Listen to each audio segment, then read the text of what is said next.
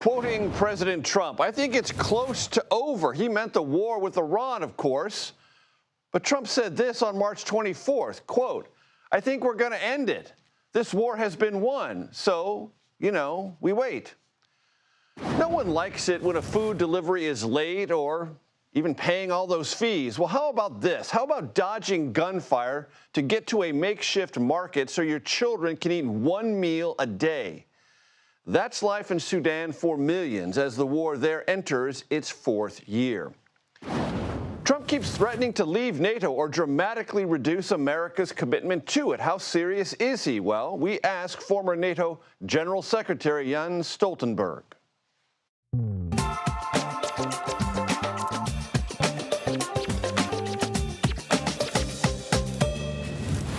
Hello, everyone. I'm Major Garrett in Washington, coming to you from the second floor of our D.C. bureau because the big show, the CBS Evening News with Tony Takeout, is in town, meaning they've got the big studio downstairs. So let me welcome you to a relocated episode of The Takeout. And let me welcome you to something I think we should think about this way. It's not the only way to think about it, but this time, today, is one of hovering anxiety and emerging optimism because no one seems to know exactly how to read the next stage of the war with Iran. Oil markets today traded in a narrow band around the mid to low 90s, not nearly as high as they had been, but not as low as they could be, which is melding that anxiety and optimism. Global stock markets, meaning those in the United States, Japan, South Korea, Hong Kong, and Germany, all traded up today. That's the optimistic side. Yet the International Monetary Fund issued a report saying there could be global inflation and possibly a global recession if the war drags on. That's the pessimistic or anxious part, because no one seems to be able to deduce, despite all their efforts, where the war is heading and where the battle over supplies that literally lubricate the global economy, meaning oil and natural gas, are heading or going to land. There could be more U.S.-Iran peace talks in Islamabad, Pakistan. That seems to be a possibility, or maybe not. No one seems to know. President Trump was on the phone today with the Emir of Qatar and apparently discussed de-escalation. That sounds quite promising. And yet, the U.S. Navy blockade of vessels using Iranian ports continues. The Treasury Department today added sanctions targeting oil smuggling vessels, yet another attempt by the U.S. to make a vice within which Iran's economy will be squeezed. Trump said today, this could all be over soon. And you might be wondering, man, have we heard that before? Answer, yes. We've won. Let me tell you, we've won. You know, you never like to say too early you won. We won. We won the bet. In the first hour, it was over. Well, I think we're going to end it. I can't tell you for sure. I don't like to say this. We've won this. This war has been won. Thanks to the progress we've made, I can say tonight that we are on track to complete all of America's military objectives shortly, very shortly. Is this war over? I think it's close to over, yeah. I view it as very close to over. Got it? No one else does either. For the latest, we turn to Nancy Cordes at the White House. Nancy. Major, it is really good to see you. There were some more mixed messages from the president along those lines today when it comes to military equipment that is reportedly being supplied or about to be supplied by China to Iran. President Trump said that he had asked the Chinese not to do so. These were air defense systems that China was preparing to provide to Iran, according to U.S. intelligence. He says the Chinese agreed. He said they're not going to send those weapons to Iran. And in his words, the Chinese president is going to give President Trump a big fat hug when they get together in China next month. Now, based on our reporting and the work of others, we know that actually China is not very happy with the president right now. They're very upset about this blockade of ships going through the strait that are bound to and from Iranian ports because China is the largest purchaser of oil from Iran. And the Chinese said today that the president's claim that they had agreed not to supply Iran with weapons was simply not true, Major. And what about these sanctions that the Treasury Secretary talked about at today's briefing on smuggling vessels that he said would impact the Iranian economy at another level? Right. They're looking for every means available to place pressure on the Iranians because so far the talks that have taken place both in person and in Islamabad, conversations since, haven't borne fruit. We now basically have a double blockade, if you will, in the Strait of Hormuz. And while President Trump has said that he thinks there's been regime change in Iran and that the new leaders are much easier to work with, the fact remains that there is no deal. There is no agreement on the Strait. In fact, things are so messy in the Strait that the U.S. Navy felt that it had to go in and try to impose its own blockade. Nancy Cordes, North Lawn of the White House, thank you so very much. Edward Fishman joins me now. He is a former Russia and Europe sanctions lead at the U.S. State Department. But for the purposes of this conversation, this is really good. He's the author of a book called Choke Points. Get it? Choke Points, American Power in the Age of Economic Warfare. Edward, it's great to have you with us. You heard Nancy Cordes describe the blockade. I know you want to sort of clarify for my audience what it is and what it isn't, and what's important about trying to decide or determine what's being successfully obtained through limiting access of Iranian or vessels, rather, going to Iranian ports. Sure. So look, over the last month, we had in some ways the worst of all possible worlds in the Strait of Hormuz, in which the strait was closed to everyone else's oil, so Saudi oil, UAE, Iraq, but not Iran. Iran was the only country that was able to sell oil through the Strait of Hormuz. So they were jacking up the price of oil for everyone around the globe, and they were making windfall profits selling that oil. And Trump, in a way, actually facilitated that by easing some sanctions on Iran last month. Well, I think the White House made a really smart move a couple days ago by course correcting and basically telling the Iranians that if they're going to close the strait for other countries, it's going to be closed for the Iranians as well. And so it's a gamble. There's always a risk that the Iranians could escalate. They could strike more energy facilities in the region. U.S. sailors are in harm's way. But from a strategic perspective, it does make sense. And it does provide the Iranians at least some incentive to negotiate. And what about these sanctions announced by the Treasury Department about Iranian smuggling vessels and those that benefit from them, meaning either Iran directly or Hezbollah in Lebanon? Look, I think the sanctions that were done today are being done sort of on the margins. If you're doing a full-scale naval blockade of Iranian oil, some sanctions on vessels aren't going to make a huge difference. But to the point made earlier, which country is buying Iran's oil? Basically, China buys all of Iran's oil. There's very little that goes anywhere besides China. So a key question in the coming days is, what's the disposition of Xi Jinping going to be? Is he going to look at this blockade and these sanctions and say, Donald Trump, you are really affecting my economy and this is not okay? Or by contrast, is he going to impose pressure on the Iranian regime and say, look, it's time to cut a deal. We need to end this thing?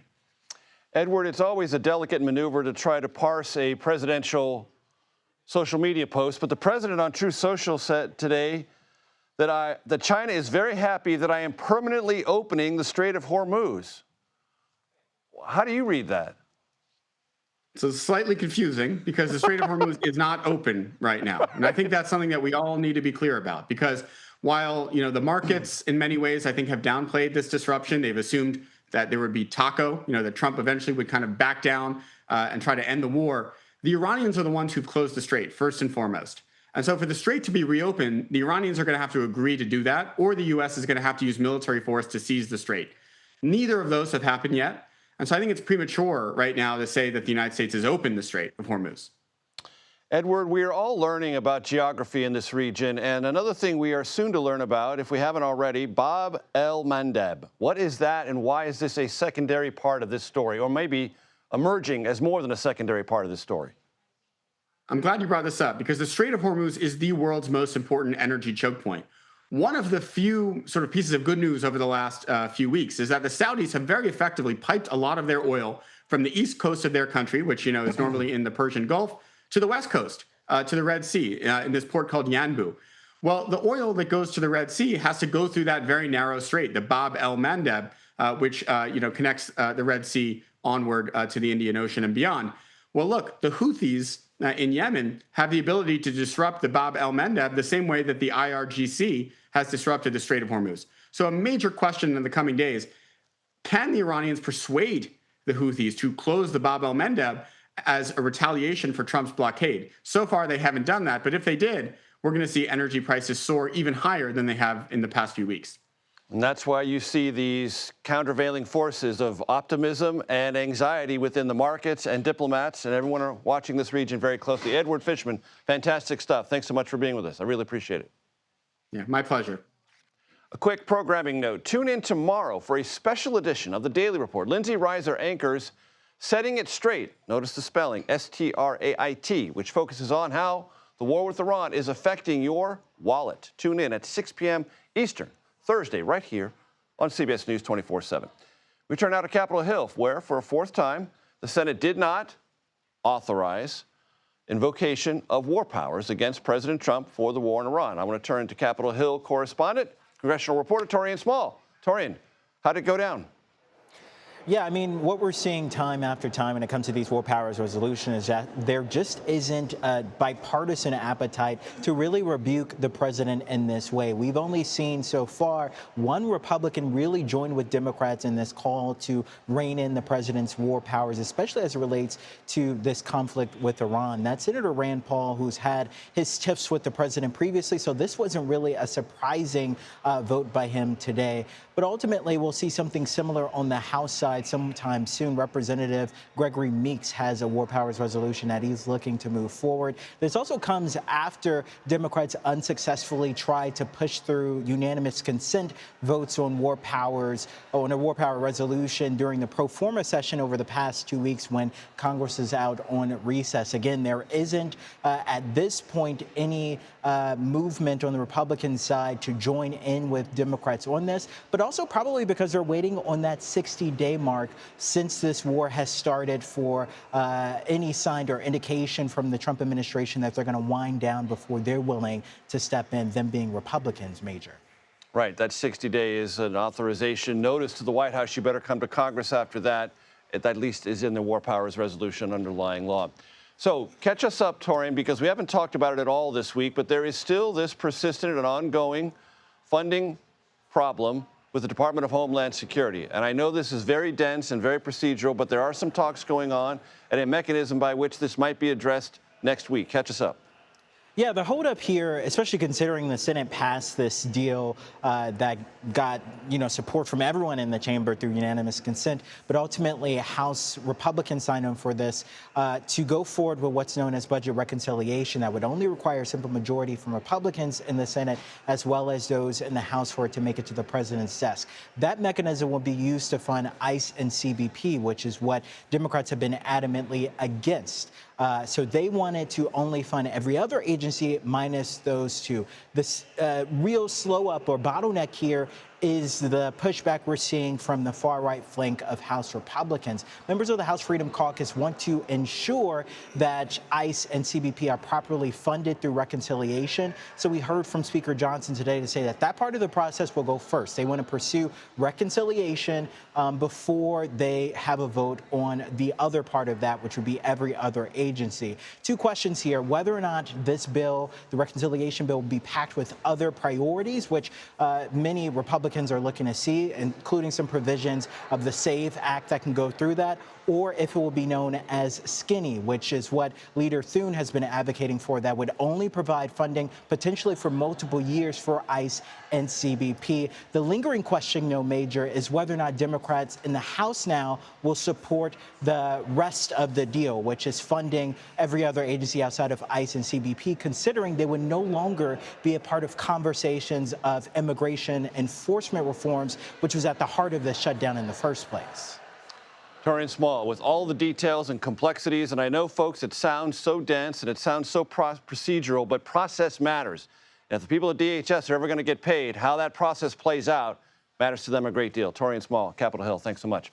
So to come on the Takeout, today marks 3 years since the start of the civil war in Sudan. We're going to take a look at the humanitarian crisis that increases there by the day. Also, former NATO Secretary General Jens Stoltenberg on how he views President Trump's continued and persistent criticism of the defensive alliance and what its future might be. Plus, inside the world of Alex Jones and Infowars, a former employee wrote a book about his experiences, what he learned, what he struggled with while he was there. The Takeout returns in 90 seconds.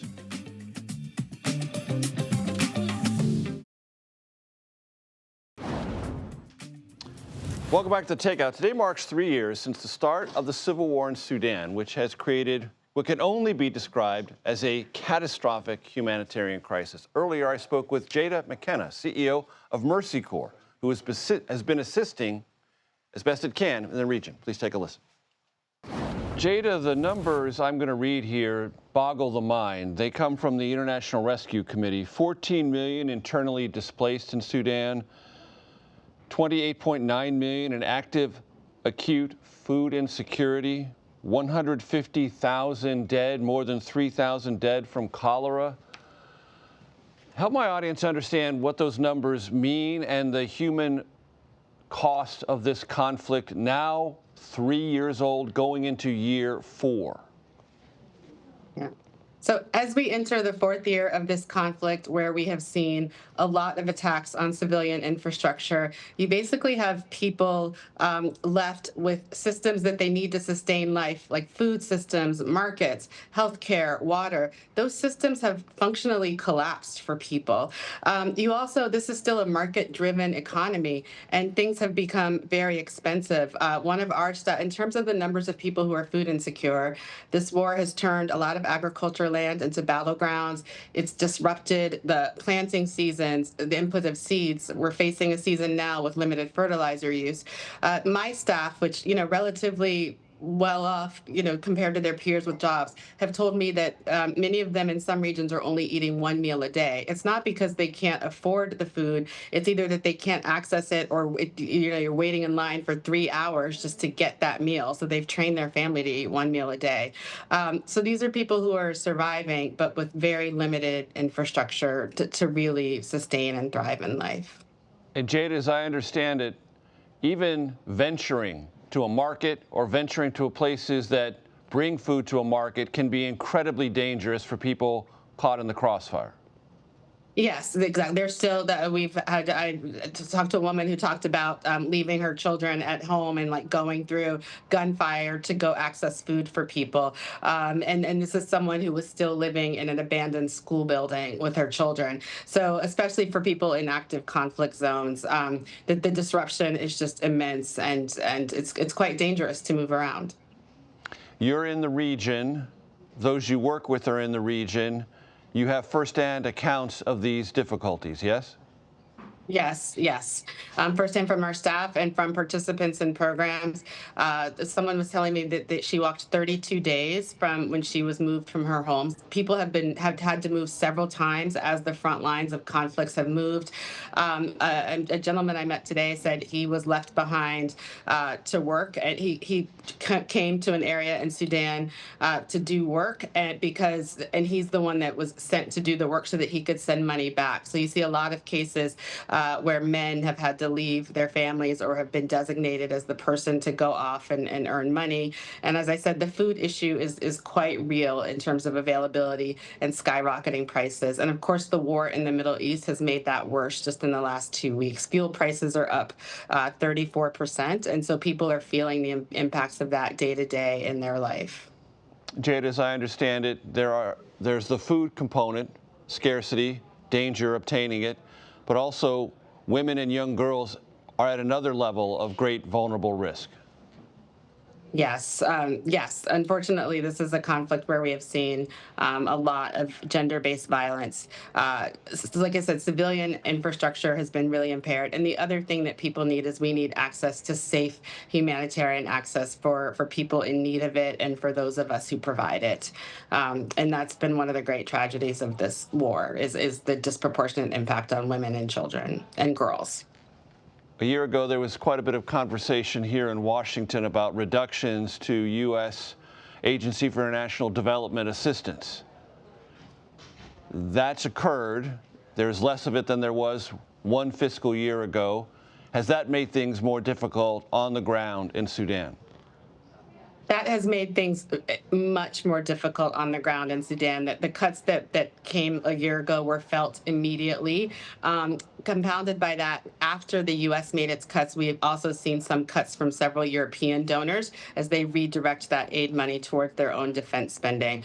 This is coming at a time, the humanitarian system is really under severe stress, not just with aid cuts, but certain systems and supply chains were upended in the way that it was cut. And so now, on top of this, you have this convergence of crises, including a brand new war in the Middle East, where we have more people in need around the world than ever before, and dealing with the least amount of resources that we've had to deal with in a while. And sadly, it does feel like we're entering this age of indifference where we are we're allowing civilians to suffer in these contexts for up to 4 years with no funding and no support and no real pressure to resolve the issue.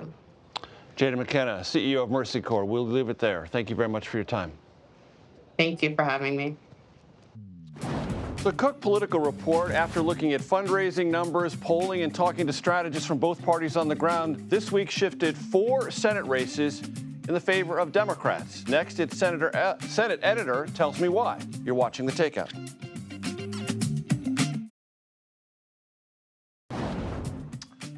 Welcome back. In Washington, lots of people pay very close attention to the Cook Political Report. So its new assessment that actually came out this week looks pretty good for Democrats, and here's why. The Cook Political Report shifted 4 very closely watched Senate races in the direction of the Democratic Party: Nebraska, Ohio, Georgia, and North Carolina. Jessica Taylor joins me now. She is the Senate and Governor's editor for the Cook Political Report. It's great to have you with us. Let's take them in order. The order is this: North Carolina Senate race. Tell us why you shifted that one. We have seen former Governor Roy Cooper have a consistent lead over former Republican National Committee Chairman Michael Whatley. Whatley isn't known. Cooper is a known commodity. I had a Republican source compare this race to me as Cooper is the old coat that you like and know, versus Whatley is a new pair of shoes from a brand you don't like. I've seen polling, private polling and public polling with voters, and it's particularly independent voters and independent women, souring on President Trump. His approval ratings, CNN averaged them in the state, they're 15 points underwater. So this was a combination, I think, of Cooper's strengths and also Trump's falling standing there in the state. And this was an important shift because this actually represents a net pickup for Democrats. So trying to get to those 4 seats that they need gets them one more there. So we actually put out our first range, which we have the range. Even with our shifts, they're only expected to pick up 1 to 3 seats, which is short of the 4 overall that they need. Talk to me about Ohio. Ohio you have former Senator Sherrod Brown that just lost in the 2024 election, but he had to run with Trump atop the ticket, and he doesn't have to do that. He outran Kamala Harris significantly in the state. John Husted was appointed to this seat to succeed now Vice President J.D. Vance. He just isn't as well known, and he's also suffering from, I think, the state still remains a red one, but Trump's approval ratings and numbers are even falling there. And so Brown is going to have a ton of money. Husted is catching up. He's still having to introduce himself to voters. So, both Republican and Democratic sources I talk to increasingly see this as a toss-up race. In Georgia, for a while, Republicans thought that was potentially gettable. You don't think so? John Ossoff has continued to just amass amazing amounts of fundraising. He has more than $30 million cash on hand right now, and Republicans have a very messy primary. I will underscore our ratings could shift, and they are coming at a low point for Trump with what's happening with gas prices, with what's happening in Iran. His overall approval ratings, are at 40% or lower. If President Trump's standing gets better, then we will shift our ratings accordingly. This isn't where we think these races will end up. This is indicative of where they are now.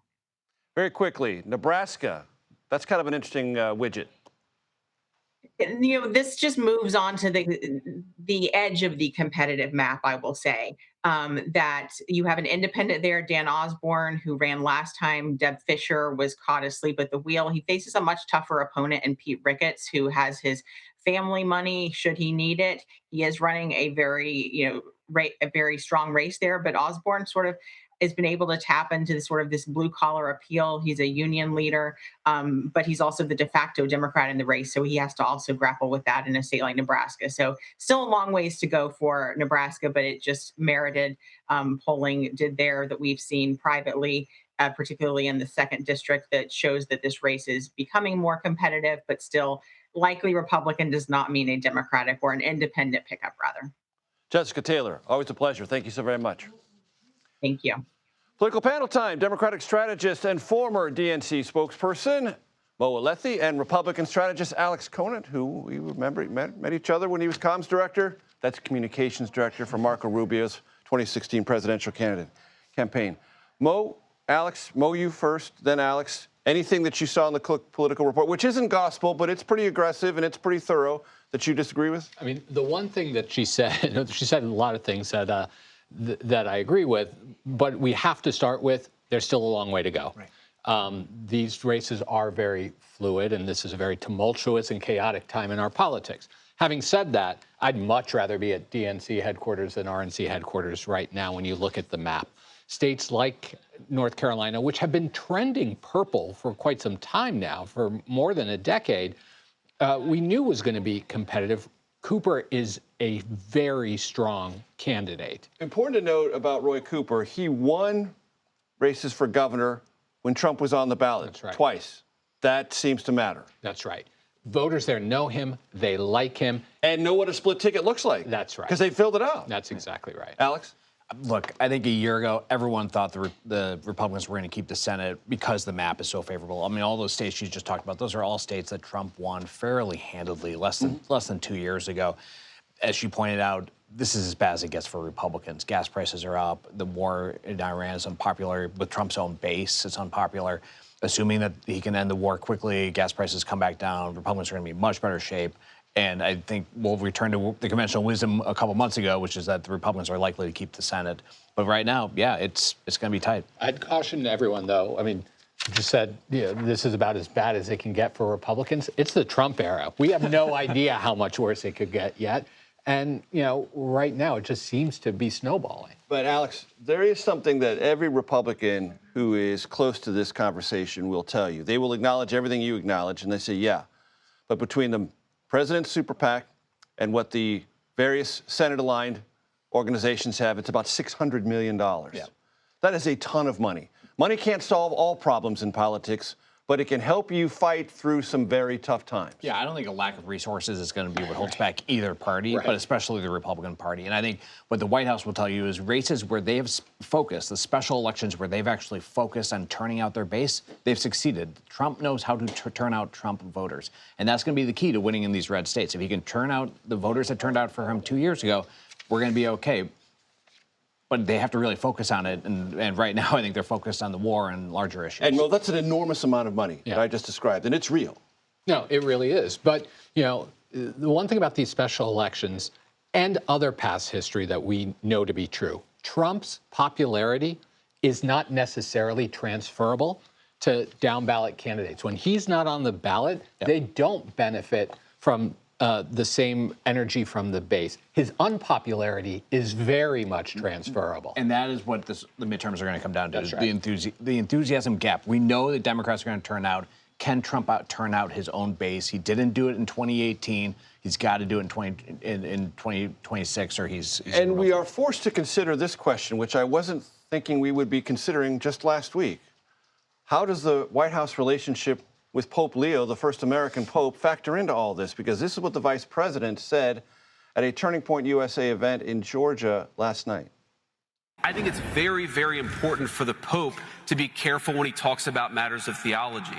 And I think that one of these issues here is that there has been, again, hey, random dude screaming, I told you I'd respond to your point. I just want to respond to this question first. But I think one of the issues here is that if you're going to opine on matters of theology, you've got to be careful. You've got to make sure it's anchored in the truth. And that's one of the things that I try to do. And it's certainly something I would expect from the clergy, whether they're Catholic or Protestant. Courtesy of the New York Times, a bulletin that just released a couple of minutes ago, the chairman of the U.S. Catholic Bishops' Doctrine Committee this afternoon defended Pope Leo's authority on theological matters, saying that the pontiff preaches the gospel Okay, when the vice president says the Pope has to be careful when speaking about theology, Alex, how do you go back to what how do you parse that? I go back to what Trump said, which is he took issue with political statements that the Pope is making, and that is not unprecedented. You know, I used to work for Marco Rubio, a very, very devout, lifelong Catholic, who routinely took issues with what the Pope was saying on political issues, especially during, say, the immigration fight. So I don't think there's anything inappropriate with that. I think where Trump gets in trouble is when he tweets out the images, you know, of himself as a Christ-like figure, when he seems to be doing things that make light of God, or, you know, however you want to put it. Clearly, that's not going to go over well with his own base. I don't think his own base is troubled with him having a political disagreement with the Pope. Mo, I get the sense that most Democrats are just letting this one play out. I mean, it sort of is the Pope's gig, right, to talk about theology. That's sort of the whole point. And look, he's the spiritual leader for 1 billion Catholics worldwide. 1.3 billion. Many here in the United States. Donald Trump did well with Catholics in the last election. Yep. But they don't like this. They don't have a problem, I don't believe, with the president disagreeing with the Pope on a matter of policy. Exactly. But when he personally attacks the Pope, as he has over the past few days, that makes a lot uncomfortable. The vice president made those remarks at Turning Point USA, a group for young people. The fastest growing group of Catholics in the country are young people. This is not good politics for them at all. Lefty, Alex Conant, always a pleasure. Thanks for coming out here. Thanks for finding us here on the second floor. Never easy. Next, I'll be joined by former NATO Secretary General Jens Stoltenberg. His thoughts on the future of the alliance and President Trump's continued criticism. You're watching The Takeout.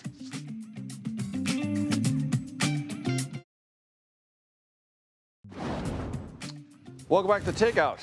Man who needs no introduction, Jens Stoltenberg, served as General Secretary of NATO for 10 years. Mr. Secretary, great to see you. Thanks so much for having me. The Wall Street Journal reported this week that European officials are developing what they described as a Plan B, and I want to read from their report directly. Quote, European officials are aiming to preserve deterrence against Russia, operational continuity, and nuclear credibility, even if Washington withdraws forces from Europe or refuses to come to its, meaning Europe's, defense. Does Europe really need, and is it contemplating actively, a Plan B to the end of NATO? I will say that many European countries are hedging, meaning that they are working on how to strengthen the European pillar within NATO. Higher readiness, more forces, increased defense spending, and there are also some discussions going on, for instance, with France on a nuclear kind of deterrent in addition to the NATO and US deterrent. But this is not as an alternative to NATO. The aim, the goal is to preserve NATO by having a stronger European contribution within the overall NATO framework. How do you evaluate what the president has said recently? NATO's a paper tiger. He's very disappointed that it didn't come to the United States' assistance in the Strait of Hormuz and other parts of the war with Iran. Do you take his threats and his disapproval of NATO seriously? I think it's always important to take seriously statements from the President of the United States, the by far biggest ally inside the alliance. At the same time, I'm confident that it's possible to preserve NATO, because a strong NATO is good for Europe, but it's also good for the United States. The US is big. It's 25% of the world's GDP, but together with all the friends and allies in NATO, we're 50% of the world's GDP, global economic output, and 50% of the world's military might. So the United States is safer with NATO than without NATO, and I believe that interest actually matters when decisions are made about security. You've been unequivocal praising President Trump for reviving NATO and reminding NATO member nations of their obligations. How has that played out? Well, I think actually it has played out quite well, meaning that the main message from President Trump, the main criticism, has not been against NATO. It has been against NATO allies not investing enough in NATO. And that has been a fair criticism from him, but also from other US presidents over the years. The good news is that that has now changed. European allies have really started to step up, to invest more. The Baltic countries, Poland, Norway, Denmark are actually spending more measured as percentage of GDP on defense than the United States. And all allies are really now stepping up. So yes, it was valid, relevant, fair to criticize Europeans for not investing enough, but this is now fundamentally changing. How do you evaluate the election returns in Hungary? I think that its effect on NATO. Well, I think it's a positive election outcome. First of all, it demonstrates that Hungary is a democratic country. They change government through elections. And Viktor Orban conceded. It's a very important thing. Yeah, and I think actually that is a credit to him. There is no doubt about that. Right, he accepted the results. Said I got defeated, and we're going to move on. Yes, and that's exactly what I think that's almost as important as the result itself. Absolutely, I totally agree. And then I think also it will help NATO in the way that as far as we know, the new Prime Minister will be more positive to cooperation between countries, both within the EU but also within the NATO framework. You know what the conversations are in Europe as well as anyone. Do you imagine a scenario, not under the auspices of NATO, but where some European nations find a way to assist the United States in the Strait of Hormuz, either in continuing a blockade or maintaining, if it becomes operationally open, maintaining that operational openness? Yes, in meaning that there have been taken some initiatives by some European countries, Britain, France, and others, and there will be actually, as far as I know, a meeting later this week to discuss how can Europe contribute to free passage through the Strait of Hormuz. And of course, we all want that to be opened again, because as long as the strait is closed, it means less oil and gas to the global market, less fertilizer for food production, and that has led to increased prices and increased inflation. So to open the strait is of great importance for world economy. Mr. General Secretary, up in the show saying there is this mixture of optimism and anxiety. No one really knows how to read where things are going. I don't, perhaps you do, but what's your sense? 30 seconds. First of all, nobody knows, but I think that the more uncertainty, the more important it is that we hold together and protect each other. So as long as we stick together in NATO, we are safe in a more unstable and uncertain world. And the president may or may not be aiding and abetting that holding together. Depends on the day, depends on the rhetoric. Jan Stoltenberg, former General Secretary of NATO. Great pleasure to have you. Thank you so much. For years, Josh Owens worked for Alex Jones and Infowars. Now he has a new book titled The Madness of Believing, about his time there. That conversation next. You're watching The Takeout.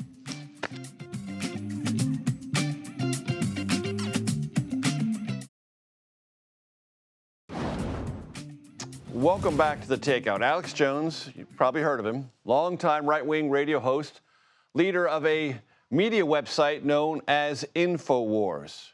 There's a new book out titled The Madness of Believing. It's a memoir written by someone who worked for Jones for many years, and I sat down with the author, Josh Owens. Here's some of that conversation. Josh, you write on page 17, this caught my eye. What if behind the veil of power, dark rituals and darker motives guided the course of world events? You ask that question to yourself. In that moment, something began to shift inside me, you write. The dullness of everyday existence parted to reveal a more vivid world beneath the surface. Suddenly, I was no longer a bored, directionless kid staring at a computer screen. Is that the essence of the lure of Alex Jones and why he had built and continues to maintain a pretty sizable audience? I think so. It's hard to say. I feel like there are so many different ways that people get pulled into that world. Okay. And for me, it didn't start out as ideology. It started out with movies. Jones paints this like vivid portrait of the world through film, and not as allegory or satire. He literally says that films are pulling the curtain back on reality. And so for me, that was just, I was perfectly attuned to sort of see the world in that way. Because you were studying film. Yes, yeah. And so that's sort of what pulled me in. I mean, he uses Sidney Lumet's network to describe the media and how that world functions, and then he'll go further into, you know, John Carpenter's They Live, and then every Stanley Kubrick movie. Mm-hmm. And that's just sort of how he paints. I mean, he gives this like cinematic verisimilitude to everything. And it just sold me. And does it create a kind of patina of intellectualism that has a hook? People think they're getting smarter when in fact they're getting dumber? Absolutely. And it doesn't help that you're also being told that you're dumb initially for not knowing these things. Right. So, yeah, absolutely. You feel much smarter than you are because, I mean, it's not based on anything other than just these ideas that are coming from Jones's head. Describe for my audience what it was like to tiptoe into that world and then to launch yourself into that world. Yeah, there was no sort of... I started listening to him in 2008. It wasn't until 2013 where I got offered a job and I moved halfway across the country to work there. I moved from Georgia to Austin. As an advocate, as a firm believer in a lot of his ideas. So yeah, I mean, I think, you know, I first went in there as like a well-meaning young guy thinking that I was going there to make a difference. Like it felt like what I was going to do there was important. Telling the truth, exposing this world that not everyone is exposed to because people are covering it up. Mm-hmm. And then pretty quickly, so, you know, I was told on my first day, for, you know, a year in Jones's world, or a day in Jones's world, it feels like a year. And so my 4 years felt like 4 decades almost. But it was immediate. I mean, so much is happening while you're there in his world that, yeah, you get sucked in. And it's almost hard to pay attention to. Like, it's almost like, I've described it before, like taking a fire hose to the mouth. There's just so much coming at you that it completely envelops you. And it envelops and holds in thrall an audience that has to constantly be fed things that are either increasingly or perpetually alarmist. Yeah, so much of it is fear-based. So much of it keeps you in that register of you're scared of what's out there, and so you're constantly tuning in to see what horribleness awaits you, what lies you're being told. There's also an undercurrent of profit, though. Products and other things that toggle back and forth between scare, purchase, scare, purchase. Yeah, it's interesting because when I first started listening to him, and maybe that was just the patina of being a new listener and being sucked in, but like he wasn't selling his own privately labeled supplements. He was selling stickers and t-shirts and DVDs and encouraging his audience to print those DVDs and give them out for free, which at the time I believed, okay, well, it's not about profit, it's about the ideas, which I think ultimately he just saw that as an advertising opportunity to get his name out there. But it worked on me because I just sort of never considered that. But as soon as I started working there, I made the first ad for the very first privately labeled supplement that he made. And then everything changed after that. Then the profit became part and parcel of the day-to-day operation. Yeah, well, I even write in the book that he was sort of complaining about not having any money. And then as soon as he started selling the first product, it sold out pretty quickly, and then those complaints went away. We never had to worry about how much money we spent on trips. Visually things changed for him. He started getting tailored suits. He started, going out to dinner much more, going to more extravagant things, living more extravagantly. And so, yeah, I mean, it was a drastic shift that was pretty easily discernible while you were there. You can listen to my entire conversation with Josh Owens, author of The Madness of Believing, on your favorite podcast platform. Happy Wednesday, everyone. This is The Takeout. Relentlessly curious, reliably civil, occasionally clever. The Daily Report is next.